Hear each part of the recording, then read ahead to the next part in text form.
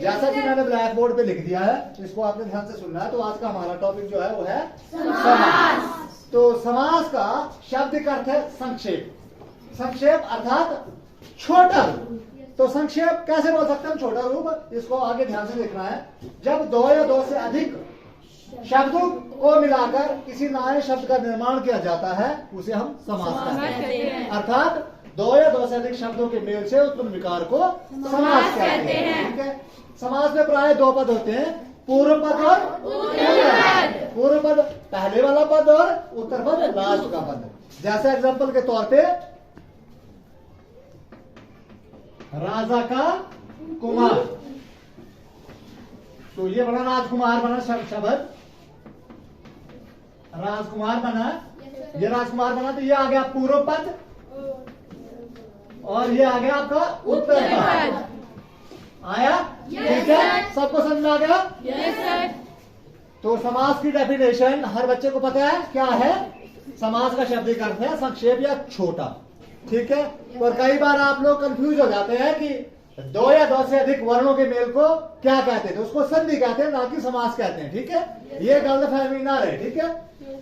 मुख्य रूप से समास के कितने भेद हैं? 6। तो पहला है अव्यवहारी समास, दूसरा है तत्पुरुष समास, तीसरा है कर्मधारय समास, चौथा है द्विगु समास और पांचवा है बहुव्रीहि समास और छठा है द्वंद्व समास। तो हम ऊपर से लेते एक एक करके नीचे तक जाएंगे। पहला आता है व्यवहारिक समास, जिसका पूर्व पद अवयव हो। इसकी क्या पहचान है? इसका पूर्व पद अवयव हो और समस्त पद समस्त पद क्या हो? अवयव हो। ठीक है। तो इसका उदाहरण जैसे यथाक्रम, आजीवन, बार बार। ठीक है। उसी तरह दूसरा आता है तत्पुरुष समास। तत्पुरुष समास की पहचान क्या है? इसका पूर्व पद गौण होता है और उत्तर पद प्रधान होता है। तो गौण कैसे होता है? जिस शब्द में गुण ही गुण हो। पूर्व पद कैसा होना चाहिए? गुण ही गुण हो। और उत्तर पद कैसा? प्रधान। जैसे एग्जांपल के तौर पे यहाँ पे मैंने दिया, लास्ट में देखो रसोई घर। रसोई घर, रसोई क्या है आपका? रसोई क्या है? पूर्व पद। और घर क्या है? रसोई का घर, उत्तर पद। तो रसोई में क्या है? गुण ही गुण है। इसका पूर्व पद क्या है?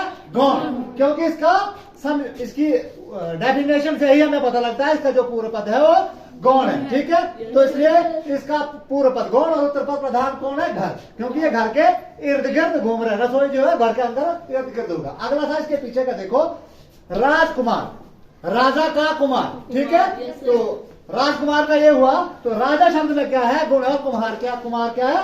प्रधान। इसी तरह इसके दो एग्जांपल और है। अगले समास पे चलते हैं। अगले का नाम है कर्मधारय समास। तो इसकी पहचान क्या है? इसकी पहचान है इसका पूर्व पद विशेषण होता है और उत्तर पद विशेषण। विशेष अर्थात जिस विषय के बारे में हम चर्चा कर रहे हैं। क्या चर्चा कर रहे हैं? जैसे एग्जाम्पल आपको दिया काली मिर्च। तो काली की क्या आ गया? विशेषण। यानी इसकी विशेषता क्या आ गई? काली। तो मिर्च क्या आ गया? विशेषण। यानी हम मिर्च के बारे में चर्चा कर रहे हैं। ठीक है। और उसके बाद आता है कमल नाइन। फॉर एग्जाम्पल कुछ भी आ सकता आगे, जैसे काली भैंस। ठीक है। किसी की विशेषता जो चीज दर्शाए उसे हम कर्मधारय समास कहते हैं। इसके बाद आता है आपका द्विगु समास। इसकी भाषा से ही हमें समझ में आ रहा है, इसके अर्थ से समझ में आ रहा है कि द्विगु अर्थात जिसका पूर्व पद संख्यावाची हो। संख्यावाची मीन्स ये नहीं हो कि 1 2 3 4 5 6, ये संख्यावाची नहीं। एग्जांपल के तौर पे जब यहाँ पे हमने लिखा है चौवास, जो 4 मासों के बाद आता है। उसके बाद है त्रिफला, यानी 3 फलों का समाहार जिसमें समाया है। उसके बाद जैसे तिरंगा। तिरंगा इसमें देखो हमें क्या लग रहा है? इसका जो पूर्व पद है वो संख्यावाची दिखा दे रहा है। जैसे छिमाई। ठीक है। बादायसन में 84 मंदिर। ठीक है। 84 ऐसी चीजें आ रही है। उसके बाद आता है अगला आपका जो 5वां है वो आता है बहुव्रीहि समास। बहुव्रीहि समास की क्या पहचान है? इसके दोनों पद गौण होते हैं। दोनों पद क्या होते हैं? गौण होते हैं। तो गौण कैसे दोनों पद? जैसे एग्जांपल के तौर पे दशानंद। दशानंद क्या है? रावण। पर इसको हम विग्रह कैसे करेंगे? इसको तोड़ेंगे कैसे?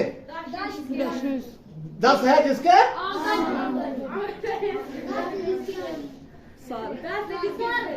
बिल्कुल बिल्कुल ठीक ठीक बात है सर। जैसे लंबोदर, गजानंद, नीलकंठ। नीलकंठ क्या होता है? नील है जिसका कंठ। किसको कहा जाता है? किसको? शिव को। ठीक है। निलंबर, दिगंबर, ऐसे ऐसे इसके सारे एग्जांपल आएंगे। ठीक है। और उसके बाद लास्ट आता है आपका द्वंद्व समास। द्वंद्व समास की क्या पहचान है? इसके दोनों पद जो है वो प्रधान होते हैं। प्रधान मीन्स एक भी कम नहीं होगा। जैसे मैंने एग्जांपल लिखा है, माता पिता, चाचा चाची, मामा मामी, दादा दादी। ठीक है। भाई बहन, सुख दुख। ठीक है। तो ऐसे एग्जांपल आएंगे, ऐसे एग्जांपल आएंगे। मैंने आपको संक्षेप में ये बताया, मैंने आपको पहले आगे भी बताया था कि ये जो तत्पुरुष समास है इसके भी कुछ भेद है, लेकिन इसको कराएंगे हम किसी नेक्स्ट टॉपिक में। ठीक है। जब मौका लगेगा। तो मुझे लग रहा है सब बच्चों को इस चीज का पता लग से गया होगा। कोई ऐसा बच्चा जिसको इसका अर्थ पता ना हो तो हाथ ऊपर कर सकता है। लग गया सबको? तो ये कल के लिए आपके लिए होमवर्क है। किसी का कोई बहाना नहीं चलेगा कि सर मेरे से नहीं हुआ, नहीं आया समझ में, तो एक नहीं 10 बार आप पूछ सकते हैं। अभी आपके पास समय है। ठीक है।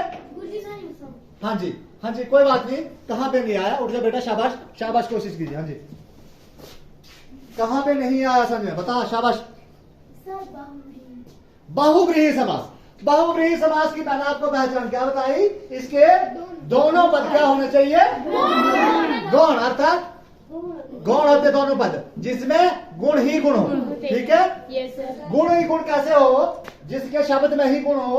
बहुव्रीहि में मैंने आपको बताया जैसे नीलकंठ। ठीक है। निलंबर, दिगंबर। ठीक है। लंबोदर, लंबोदर में क्या है? तो कौन है? गणेश।